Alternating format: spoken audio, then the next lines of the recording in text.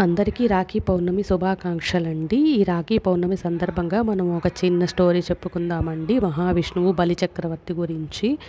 మహావిష్ణువు వామనావతారంలో బలిచక్రవర్తిని 3 అడుగుల నేల అడిగినప్పుడు ఒకటి ఆకాశంలోకి, ఇంకొకటి భూమిపైన, మూడవదొచ్చి బలిచక్రవర్తి తల మీద పాదం మోపి పాతాళానికి అణిచివేయడం జరుగుతుందన్నమాట. తొక్కివేయడం జరుగుతుంది. అప్పుడు బలిచక్రవర్తి మహావిష్ణువుని ఒక కోరిక మేరకు అతనితో పాటుగా పాతాళంలో ఉండిపోతాడండి.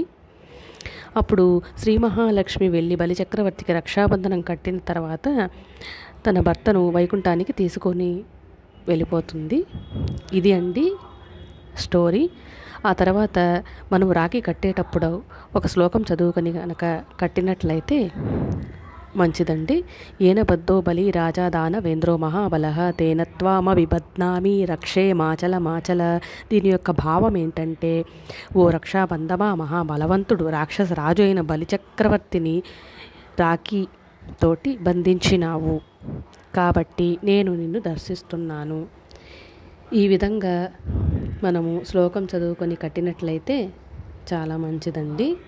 మన అన్నకు కానీ తమ్ముడికి కానీ. ఓం శ్రీ మాత్రే నమః.